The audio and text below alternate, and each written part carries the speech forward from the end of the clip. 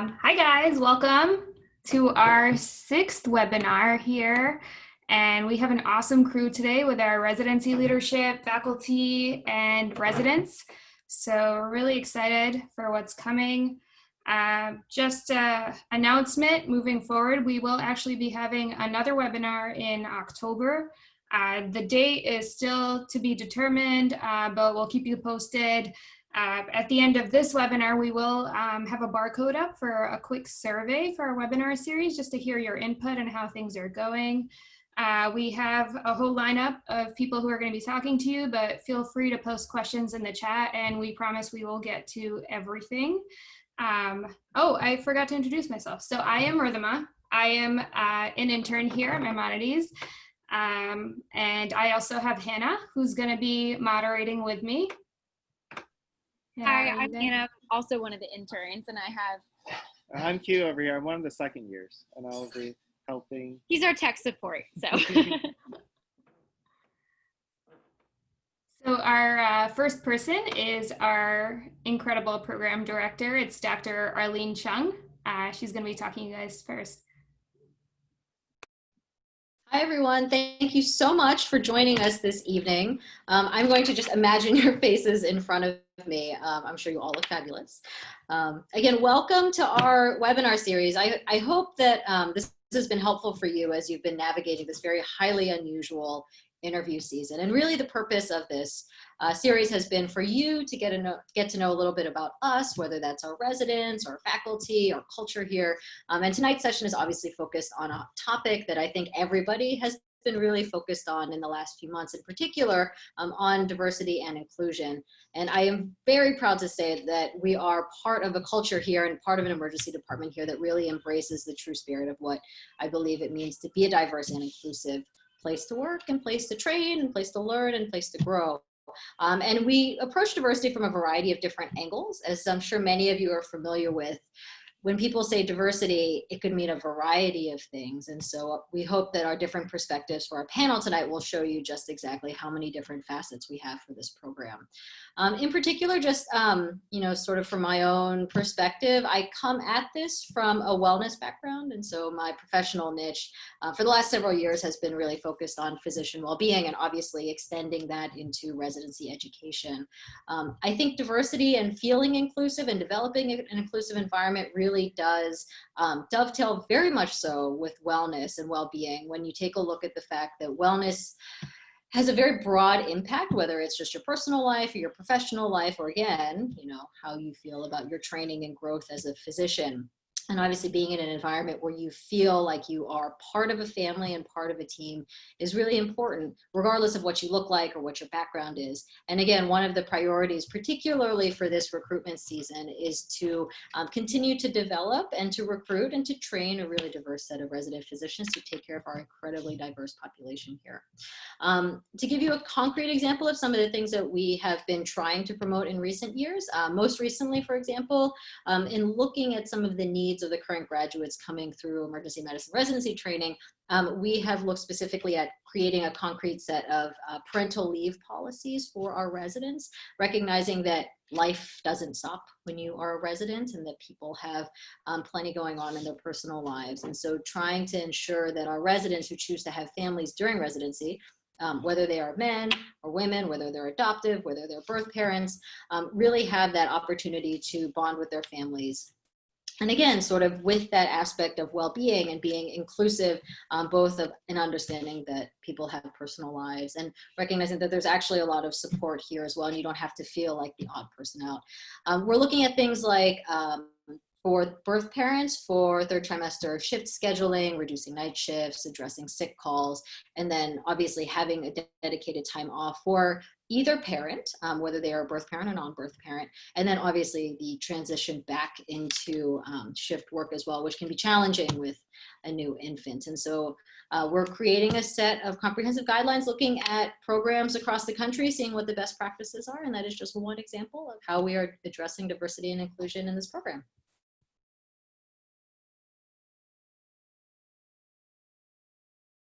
All right, thanks so much, Dr. Chung, for talking. Anyone have any questions they'd like to share? We're free to take those in the chat before Dr. Chung leaves.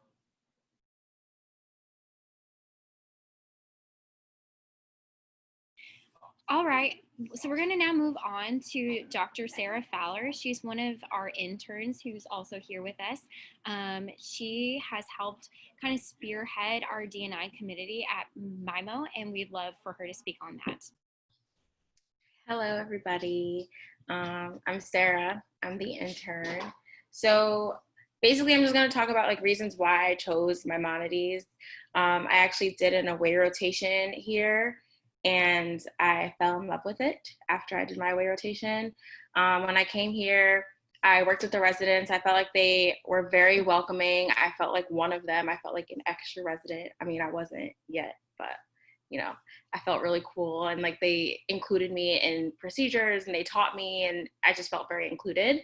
I also felt like the residents were just like really badass, and when I saw them, I was just like, okay, I want to be exactly like them when I finish my training, and I want to be as smart as them. And they were like really good at procedures. They ran to do codes. Like they just like didn't seem afraid. And I really liked how comfortable they were in their skin. And that was just something that I knew that I wanted out of my training.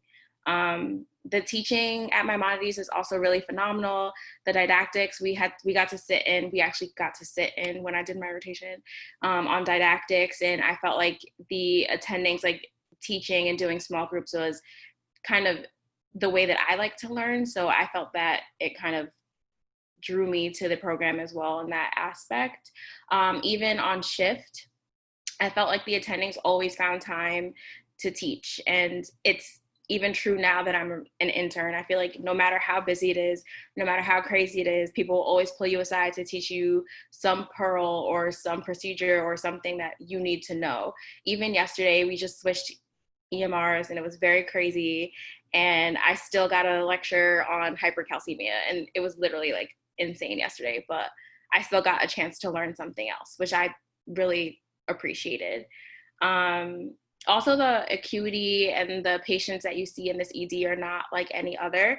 I did 3 rotations last year when we were actually allowed to do rotations, and I felt like I got to see a lot of different emergency departments, and Maimonides for me stood out in every single way. I felt like even when I went on my interviews, I was always comparing everything back to Maimonides. So I don't know, I just really like it here. And while this talk is about like diversity and inclusion, when I was making my rank list and when I was looking at a lot of programs, the biggest thing for me being like a woman of color was being someplace where people do look like me and feeling included where I was. And that was one thing where I felt like Maimonides did not meet my expectations. But even though it's not the most diverse program, I wanted to be someplace where I felt like they created a space that was safe and welcoming for underrepresented minorities. And I feel like that is exactly how this program is. Like, while I don't have a lot of people that look like me, I made it very clear that it would be my mission to try to get a lot more underrepresented minorities, and everybody is kind of on board with me and helping me in any way that I can to make this a possibility. And even this Zoom webinar was like, everybody was like very gung-ho about it. So I was really excited about that. And I also started doing like a diversity and inclusion committee, which has been really great. And we even have lecturers come in. We had a lecturer come in who talked about like implicit bias, which was really easy to actually do. I thought it would be like a lot harder, but I kind of just like emailed everybody and they were like, sure, let's do it. And it was just very easy. So I'm really excited for all the things that I plan to do for the rest of the year. So yeah, I really love Maimonides, and you guys should all come here. Thank you, Sarah. She's done a lot of work. Her and Hannah actually have started a diversity and inclusion committee here, as well as women in medicine. So we've got, you know, sort of a broad range of plans for the year. We have Dr. Fran Briley next. She is one of our chiefs, and she's amazing. Thank you so much for that. My name is Fran. I'm one of the chiefs. So I wanted to talk about quickly about kind of women in medicine themes here at MIMO, and a little bit about the diversity of our population. So first thing, it was a woman in medicine thing. So I actually came from an engineering background. I was an engineer before medical school. I also worked in industry, and I came from a place where like the women to men ratio was about 1 to 10. And so I remember when I first started medical school and people were talking about like women in medicine, I was like why is this a problem? I mean, we have almost 50-50, which is unheard of in engineering. And I have to say, I think, to be honest with you, it was until I started residency that I really realized a lot of the challenges, and particularly uniquely in emergency medicine. And so for me, a couple of things are, having kind of aggressive patients. That's something that I think, at least as a woman, I feel it was. I remember the first time I felt like, oh, this definitely would be better if I was a tall man. Was when I had one of these encounters. I get called nurse, probably 15 to 17 times per shift. And I had recently learned in second year that one of my male co-residents has never had that experience, and we were both in second year. And so towards that, sometime in second year, I started a Women in EM initiative here at MIMO, and I was really happy that it was really well supported and really well received. And I think for me, one of the most important things is that, for me, so first of all, difficult or sometimes aggressive patients are difficult to work with. But I think as a resident, I often felt like the failure was solely my own. And I think having the support, the first of these sessions that I had, this is our topic, and kind of hearing the faculty talk about this in a very supportive way, and kind of especially that, sometimes these things are not personal failures, it's just circumstance of the patient. And so I think, that was really helpful and kind of helped normalize some of that experience. We had a second event recently, which we talked about supporting supporting women in our careers. Obviously, we kind of go about, that's my Canadian accent coming out there for a second. We go about professional development in different ways.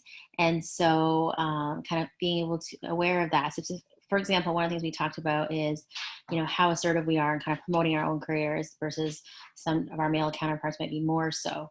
And so we all got, even though kind of during COVID, we got together in the park, but we had, great turnout, and multiple faculty and admin joined, and really senior faculty joined and kind of talked to us about that. So I want to conclude basically that, I think there are some very real challenges that are very specific to women in especially emergency medicine.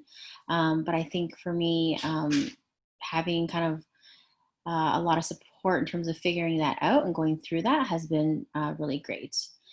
The second thing that I kind of wanted to touch upon is the diversity of our patients, which I think you've heard people touch upon so far. I think when I was interviewing, I think I heard something about, we have patients coming from 146 countries or something like that. And, at first I was like, wow, really? Like over a year? But like, honestly, maybe over a month. Like we had I often wish that in addition to English and Chinese, I spoke, Russian and Bengali and a multitude of other languages. But I really like having kind of the diversity, seeing the diversity of our patients. I think that for anybody who's really interested in kind of learning, understanding and better understanding the challenges of minority patients and patients who are at disadvantage, there's just so many of those different populations here. And so if there's something that you're interested in, is just so many opportunities, I think, for us to better understand and to better address some of their, some of the ways that we can help them. So an example for me is, I actually I grew up in Canada, I've been to China only a couple of times in my life, but we have a very large Chinese population here. And so, although I wouldn't say that the population here is necessarily specific to like my parents or anything like that, but just understanding their, way of life and some of the way that they, go about their daily life and how that affects their health. and the challenges that are included in that. And for example, like recently, some recent challenges, as some of you may know, is like things related to a lot of the xenophobia that came up during COVID. And so I think these are the things that I keep in mind when I see them. So anyway, so basically we have a lot of diversity in our patients. And so for anyone who's kind of really interested in learning more about that and helping address that, there's just like so much opportunity for that here. Thank you so much, Brian. We love her. She's one of our awesome chiefs. Great to work with her. Thank you for coming and sharing all your experiences with us. Of course. Next, we have one of our alumni MIMO residents. His name is Dr. Bob Hoke. He was a resident last year at MIMO and is now doing an EMS fellowship at Emory University in Atlanta. Dr. Bob Hoke, the floor is yours. Hey guys, so my name's Bob. I'll just give you a quick rundown about me. So I grew up outside New York City. I went to Philly. I went to Penn for undergrad. Then I was a communications and econ major, honestly. So I did a master's program at Rutgers, and then I went to med school in Rutgers. And then I ended up applying to EM. Now, for me, I actually had never heard of MIMO. When I applied, I was just like, I'm applying to New York. And that was sort of my thing. I'll be completely honest with you. Having gone to a lot of like county sort of hospital feels, I sort of wasn't sure what to expect with MIMO. It was one of my early interviews. And honestly, the way it was for me is I just felt like it was the most authentic program I went to. And that was pretty much verified over the course of my 3 years. So I'm not gonna say that every patient that you see is gonna be the easiest patient, because I don't think that's what it's like anywhere. But what I will say is that at MIMO, I felt like I had more support than any other place that I had ever worked in. And that includes Rutgers. I mean, that includes places in Newark, that includes places in the Bronx. And I've been like sort of all over. And even sort of extends to places I've worked at after. I think what's great about MIMO is it's always the culture of the program and of the hospital and the department in particular is that there's no one specific portion of the ED. Everyone sort of relates to each other, everyone supports each other, everyone talks to each other. Nursing staff, I always felt immensely supported by. I still talk to some of the nurses frequently. Attendings, of course, I loved all of them. I'm still very close friends with some of them. And then of course my co-residents, I always thought that they had my back. And I think that's sort of the thing that MIMO always does, is tries to make sure that they choose people that will get along with everyone and always be there. Because the big thing for MIMO was always choosing people that they felt were good people. So I think, clearly, like, maybe I'm a little bit biased because I was a chief resident, so I clearly wanted to be, like, by the end of it, it's not like I was like, I hate this place and I'm going to be a chief. I loved it, and I still think I got very good opportunities from being there. I think that is probably the main thing that I would recommend looking for when you're going through application season. I think there's going to be a lot of places that'll feel sort of similar. But the thing you should really pay attention to is like genuine feelings that you get from people when they're talking to you. And I got that endlessly, and sometimes maybe too genuine a feeling at MIMO. So I think that's great.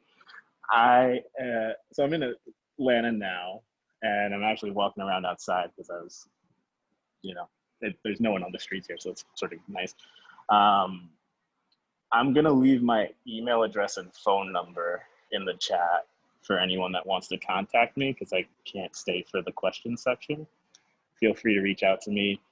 I generally am not great with email, so feel free to text me. Just sort of give me a heads up as to who you are, because I will probably ignore it otherwise. And yeah, good luck with application season. Let me know if you need any help. Thank you, Bob. Oh my God, that was my first time sort of like interacting with him. I did buy his kitchen table, but that doesn't count. Next, we have Dr. Shivani Modi. She's one of our wonderful APDs. Shivani, whenever you're ready. All right, thank you. Bob, we miss you so much. It was lovely to see your face and learn a little bit more about you. So I'm Shivani, as Ridhima said. I am one of the assistant program directors at MIMO. And today I kind of want to talk to you guys about FemEM, and so females in emergency medicine. And this topic is it's so near and dear to my heart, and I feel so passionately about it. So I'm really excited to be talking with you guys today. So why are we talking about this? I think for me, when I was applying to medical school, to residency, to fellowship, and then even where I wanted to be in attending, I found myself looking for people who looked like me, women who looked like me, women who were in leadership positions, women who were married, women who had kids, women that I could basically envision myself being and seeing that they actually could do it all. And so I wanted to share with you guys just some stats, and really not all about the PowerPoints here, but I think that this is really important. Can you see my screen?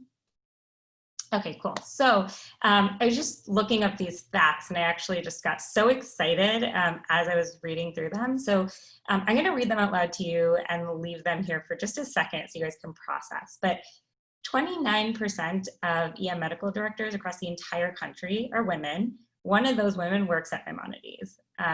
25% of EM residency program directors are women. RPD, Arlene Chung, right? How cool, one of 25% of women across all residency programs. 27% of EM attendings are women. That number at Maimonides is 43%. And EM residents across the country, that number is 37.4% of women are EM residents, and at MIMO, that number is 44%. Just think about those numbers. So I think that not only is it important to talk about women in medicine, but I think it's really important to just like practice what you preach. And I think that at Maimonides, we've somehow been able to really do that with our program, with our residents, with our faculty. And that's why I've totally found myself wanting to stay here, because it's such an incredible place to work. And we don't just talk about this stuff, we actually do it. And so another way in which we've been able to promote this and promote mentorship is I've really been involved with FemEM. And so I'd like to tell you guys a story actually about how that happened. And I think it just talks a little bit about the sisterhood that is at MIMO and how women just continue to pull each other up. So I met Sally Bogosh, who is one of our other APDs, when we were both MedEd fellows, both interviewed and hired by Arlene, which is actually amazing. So Arlene, thank you. And then Sally, you know, we started talking about what I was passionate about, and women in medicine came up, and she's like, oh, hey, I know Dara Cass. I knew her from residency. You know, let me put you in touch with her. And so I met Dara, and I kind of told her what I was passionate about and what I wanted to do. And she was like, great, jump on, like you can help us be a part of our team. And I've been a part of their team for 4 years. And 3 years ago, we decided to start a Med Student Ambassador program for FIX. And then that is where we met Kat, and where we met Ridhima, and where we met Hannah. And now they're our residents. And really cool in that now they are also helping with the FIX Student Ambassador Program. So it's just this like chain that keeps on going and keeps on giving, and we all just really love helping each other and pulling each other up and making sure that everyone can do what they're excited about and passionate about. And so, to be honest, as I just kind of described, I'm here today because of the women in my life who have kind of chosen to pull me up with them, who have given me these opportunities, who've taught me how to be this strong, independent female, to have work-life balance, to be able to have kids. And one day, if, you know, whenever, we'll have to share our amazingly funny story about how all of residency leadership got pregnant and had babies at the same time. But that is how we support each other and love each other and help each other out. So, you know, as medical students, we really want to promote the same thing. We really value mentorship. We really value women in medicine, providing you with those leadership opportunities, and hopefully mirroring what you'd like to see in your future. So thanks, guys. And I will share my email address too, so feel free to reach out with any questions. Thank you so much, Shivani. Like she said, I got to meet her last year during FemEM. Is one of the big parts of why I actually came here to MIMO. And so thanks so much for your leadership and your representation and all that you do for us. So next up, we have Dr. Sally Bogoch, one of our other assistant program director extraordinaires, one of our lovely educators, and just one of my favorite people to work with. So Dr. Bogoch, oh, I know. We only have one shift together, but it was delightful. So Awesome. the floor is yours. Thank you so much. Good evening, everybody. Welcome. I'm so grateful that you've all come to join us. And I had prepared to talk briefly about, women in leadership in our department. But instead, I'd like to focus a little bit on fielding the more important questions that have come up in the chat. And I've seen lots of questions and saying, what are you looking for? IMGs.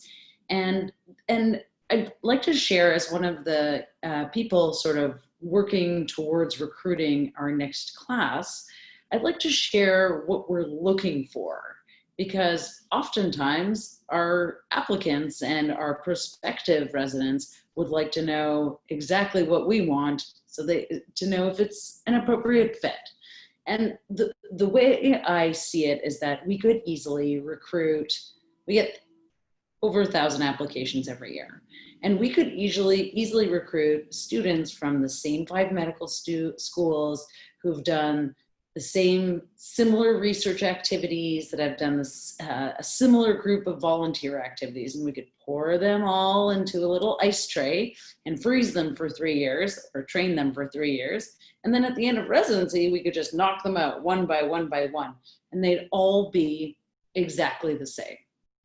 But rather than doing that, we like to amass or gather a group of 18 people that have different worldviews, different life experience, that speak different languages, that have different interests. These are people who might have had an untraditional family growing up, or have traveled extensively, have had a career before medicine. There also might be some applicants who might be perceived as a traditional applicant with interesting interests. When we gather all these people together, something magical happens. Rather than us teaching emergency medicine to, from the faculty down to the residents, what happens is that we all learn from each other, and we all learn from each other's different experiences and our pasts, and we share each other's holidays, and we learn key phrases in each other's languages, which proves to be very helpful at MIMO. And whether we recognize it in the moment or not, the educational experience is incredibly augmented by building this group of well-rounded people. One of the things that we find in our graduates is that they're always surprised. And somebody always says, I'd never see myself best friends with this person. Ordinarily I wouldn't have this much contact with somebody with such a tremendously different worldview. But we come together and we share ideas, and it really helps us all grow individually and, of course, as a group. And that spreads out from the residency. And what happens is that we have this wildly, wonderfully different group of people that have come from very many geographical areas. We do have some foreign medical graduates in the program. We have people who are born in the US, people who are not born in the US, and on and on and on. And it spreads out. People stay after residency and they become our faculty. We reflect our patient population, our nurses and techs, and all of the support staff also reflects this diversity. And what it's built is this really incredible community, and we all learn from each other and grow from each other. So when asked, what are we looking for? There's not one person, there's not one mold, and we will not pitch you out like perfectly identical ice cubes out of an ice tray after 3 years. You will be completely changed after residency. You can't unknow the things that you'll have learned, and you also can't unexperience the rich, wild, intense experience that is being a MIMO resident. Thanks.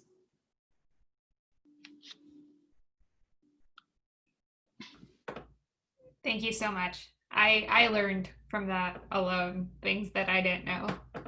That was really, really insightful. Next, we have Dr. Hector Vasquez, who is one of our PEM faculty.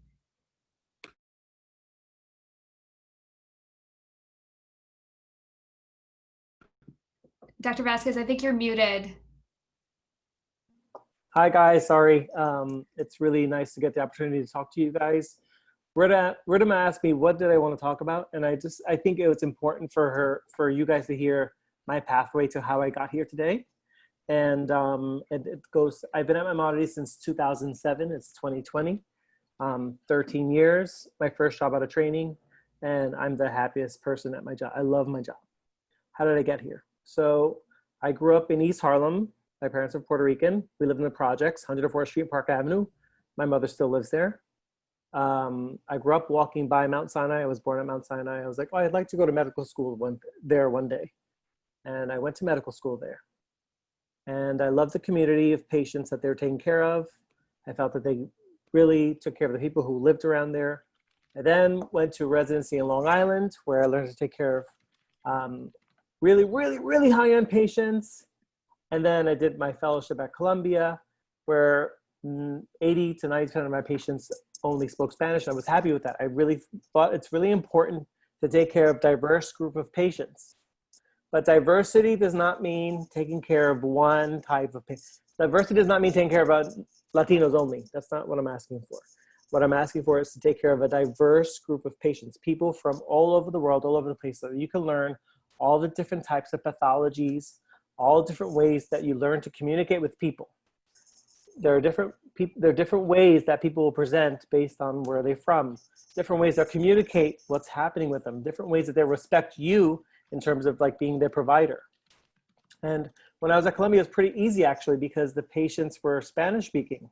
So if I spoke Spanish, great, there's no thinking involved. It's like, that's it, I speak Spanish, so I speak their language, I'm gonna be in charge, great. And then I went to this PEM meeting where I sat next to this man who is Esteban Garcia, who's a gay Latino male. How many other gay Latino male PEM doctors do you know? I don't know any, so except me. So I met Esteban, and that week I happened to speak to Alex Arroyo and then another friend of mine who worked here, and they said, come work at MIMO. I came to see what it was like, and it changed my life. I had my first shift. I saw a patient that was speaking Chinese, a patient that speaks Arabic, a patient that speaks Yiddish, a patient that speaks Spanish, a patient that speaks Uzbeki. Like, I just saw everything in one like 12-hour shift. It was just mind-blowing, the kind of experience I was having. And that's what I meant by diversity, and having someone who looks like me being the director at that time was very important. It's very important for people to see that their doctors look like them. I'm sure the women are tired of being looked at as nurses. It's tiring, it's annoying to be looked at as, it's really annoying. So like, it's the only way to solve that problem is when 50% of the doctors are women. And so that's how you're gonna solve it. For Latino patients, if you don't speak Spanish, if you have an ER program where 1 to 5% of your providers speak Spanish and 25 to 50% of your patients speak Spanish, something is wrong with you. And Maimonides has taken the point to look into this. And many of our ER doctors speak Spanish or speak the language of the community, reflect the community that they're taking care of. And so that's what keeps me at Maimonides. I think we cherish diversity. We cherish, I feel respected. I feel taken care of. I feel like I take care of people in a certain way. So it's very important to be seen. And Maimonides sees me, and I see all of you. And that's wonderful. And that's why I love where I work. I'm looking at this group of people right now, and I'm so happy to see everyone and see everyone's faces. I just love where I work. Wonderful group of people. The pathology is amazing. There's a lot of work to do. Sarah and Hannah and Rinima have been doing, I'm so happy to meet you guys. I've worked with Hannah and Rinima. Sarah, not yet. You're coming to me soon. I'll get you. But it's really great to see the energy come from you guys, because that inspires me more. So, I look forward to working more with you guys, and let me know if you have any questions. Nice to meet you guys, and welcome to Maimonides. Please come. Thank you so much, Dr. Vasquez. Speaking of taking care of people, I feel like you're a person that takes care of all of us very well. I've only worked a very small overlap shift with you, and you've made me feel so welcome in the Peds ED. So thank you so much for what you do for us and the way you teach us. Yes, exactly. Like on our very first shift together, just a few days ago, you managed to teach and educate me through a patient, 8-day-old neonate that was peri-code and needed to be intubated immediately, and expertly walked me through it. Only on Maimonides. Okay, last but not least, before we move on to some questions, we have one of our wonderful adult attendings, Dr. Laura Mulvey. The floor is yours. Hey guys, it's a little weird speaking to a computer screen, so bear with me. So just a little background. I started at Maimonides as a resident in 2013, which was a little bit after gay marriage was legalized in New York State at 2011. Use this to my advantage to take advantage of the residency healthcare benefits to get domestic partnered with my now wife for free health insurance. Subsequently stayed on as an attending till now with a little bit of a gap year in the bowels of upstate New York. And through my time here, I have spent some time with the residents doing some LGBT healthcare lectures. I find that overall the challenges with working at Maimonides, specifically with our LGBT population, is that it's generally a conservative population, so it can be hard to tease out various LGBT practices. And my goals for the future are kind of to up our trans education for all staff, not just residents, not just attendings, but the people that you see when you come through the door, so that from the start, we start out strong. And that's pretty much it. Thank you very much, Dr. Mulvey. All right, we have some questions, and we can start with whoever wants to respond to the questions. Feel free to, as you, for our panelists, as you feel like you can answer. So one of the first questions we have is, and anyone can respond, what would you say is one of the biggest strengths of this program that has been for the intern year?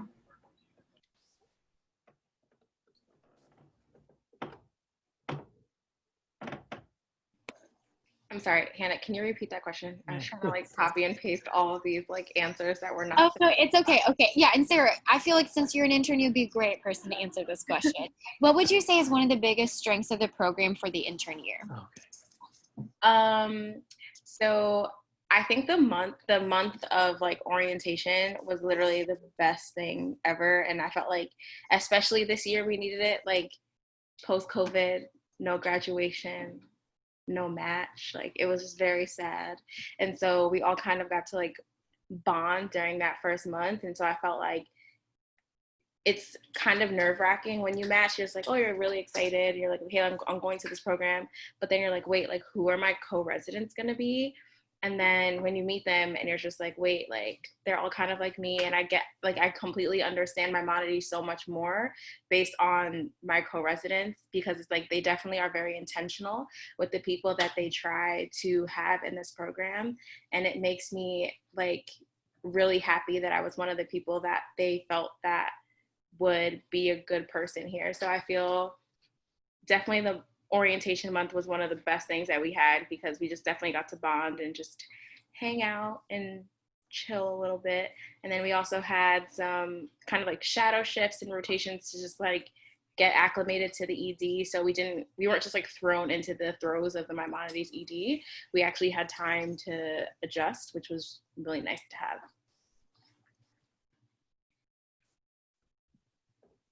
Thank you, Sarah. Anybody else want to answer that one?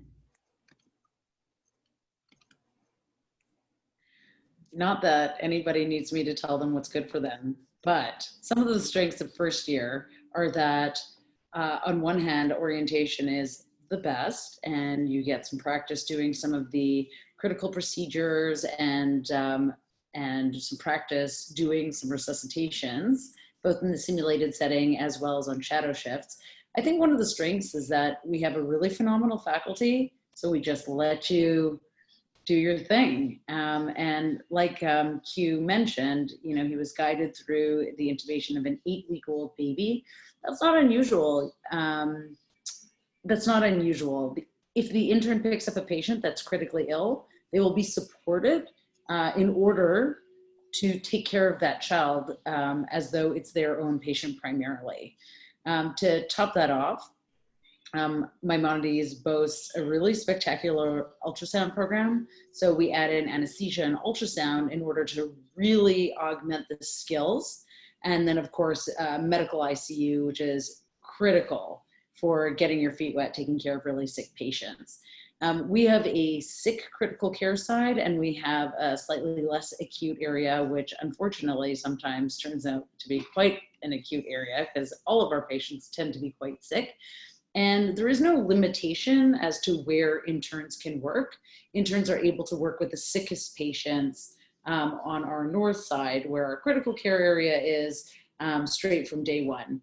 Don't worry, the interns are not just thrown to the wolves, and none of the patients are sort of left hanging, and it's a really collaborative environment, the faculty and the first year residents working together. Sally was actually a 8-day-old. Don't sell me on heck. Those cords were way smaller than. And also, guys, in my third shift ever working with Sally and I diagnosed a newly born mom in anaphylactic shock, and she guided me through a central line, and I put a patient in NICU on my very third shift. Okay, next question that anyone wants to answer, and it's kind of more of it's a good one, very applicable to what we're talking about today. This attendee wants to know if there are any protocols in place for residents and staff that may experience discrimination. Is there any debriefing after incidents, or how do we handle those situations?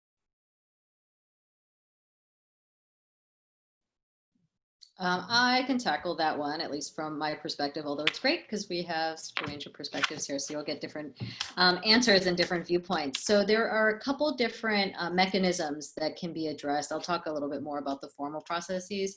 There are processes that exist sort of institutionally and within the program, and the reason that that exists is not that I think this would ever happen, but in the case where somebody feels as though they've experienced discrimination within the department or within the program, there is a safe space within the institution that they can also go to. Not, again, not that I anticipate that this would happen, but a lot of this stuff is like, you always prepare for it. And so there are certainly like ombudsman type folks who work within academic affairs, and there's a formal reporting system that is anonymous. It can be anonymous or it can be not anonymous, depending on the comfort level of the person and sort of the situation involved.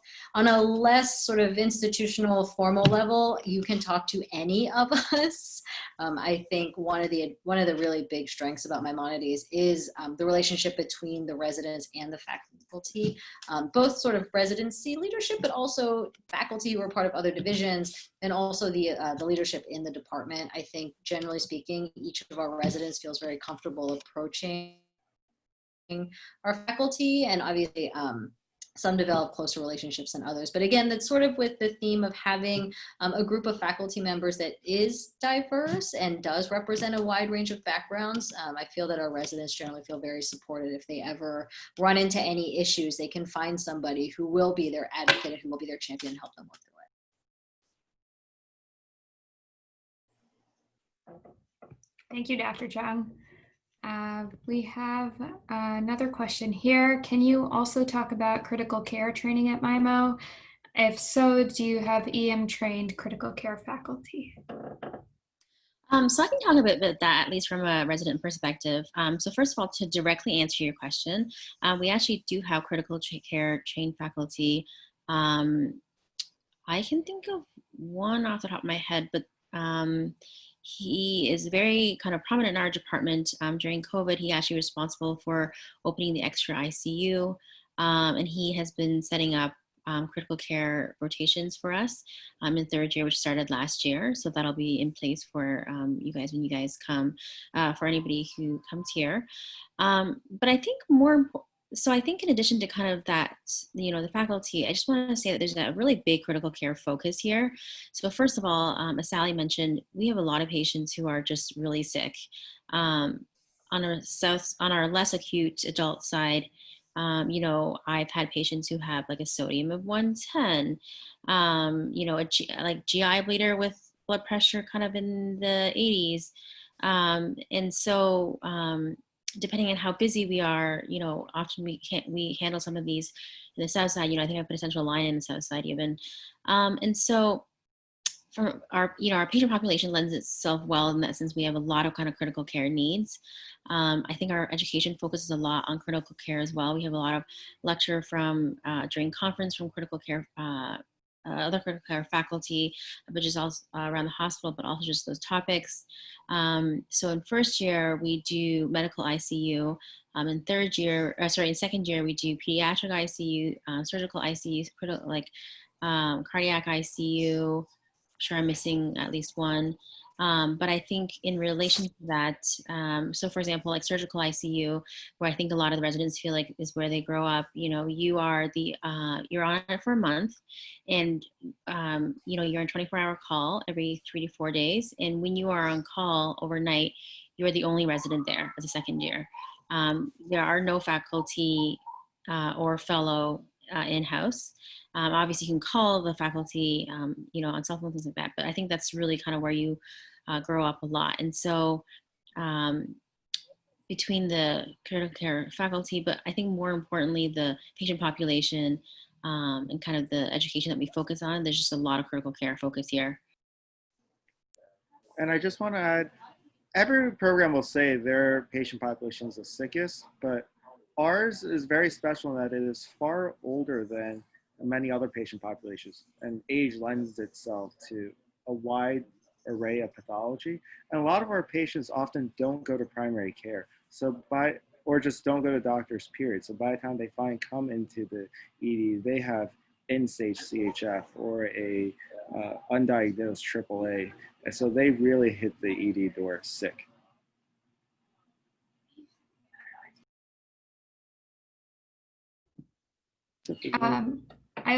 Sorry, Hannah, were you going to say something? Oh, I was just going to sort of piggyback off of that. I mean, I'm fairly new here, but just by being here, I will also agree with Q. I could fully see like how sick the patients are. I actually grew up in New York City, and my family was one of those that never really went to the doctor. I never really was taken to the doctor. And those are a lot of the patients we see, and it's a huge opportunity for you because you have to ask all of the questions because nobody else really asks those questions, and the patients end up being very sick. And one thing that was something I was sort of looking for when I was looking at programs, and I'm really excited because here we have a lot of social EM initiatives starting up, and they were already in the works, I guess, before I got here, but it's really exciting to help them grow and to have initiatives here to help our patients overcome some of these challenges. We had a really great presentation today, actually, by Sabina, who's in the audience right now, about giving out or making patients more aware of discounted prescriptions, which is really important in this population and the population in New York City in general.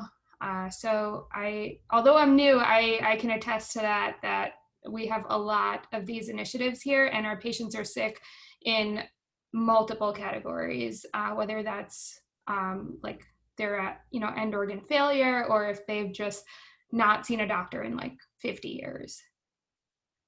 Yeah, and to speak kind of on the opposite end, because we talk about how old our patients, but even our younger patients, our peds patients, typically we have a lot more sick kids as well. I don't know what's in the water here, but every kid has an appendicitis. I'm sure Dr. Vasquez can speak more to that, but yeah, in your peds months, you will definitely get great pathology. And just my month here, I've learned, so I just got off my peds block and have learned a lot. And I know by the end of this, I'm going to be a lot more confident working with kids, which I know is the huge scare for a lot of EM trained doctors, is when sick kids roll into their ED. Yeah, I must say that at Maimonides, the children are that's what got me to come here.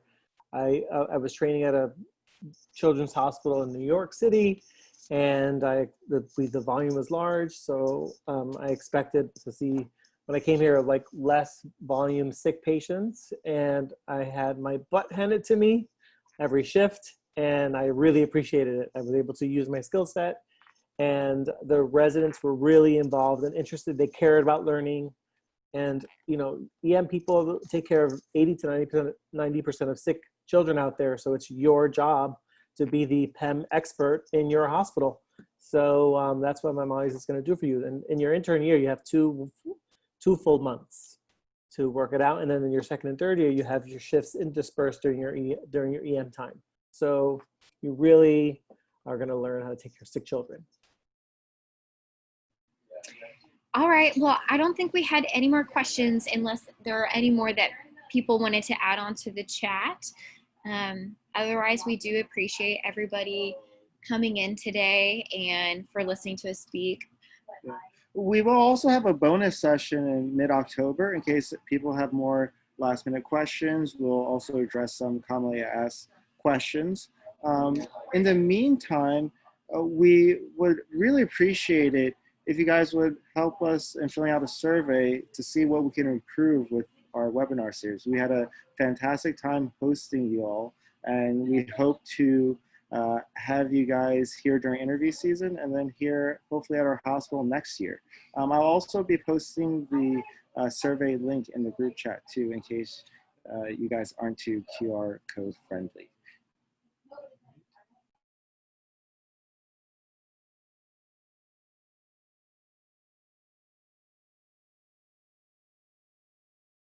Sorry, my computer froze. 1 second, let me try that again.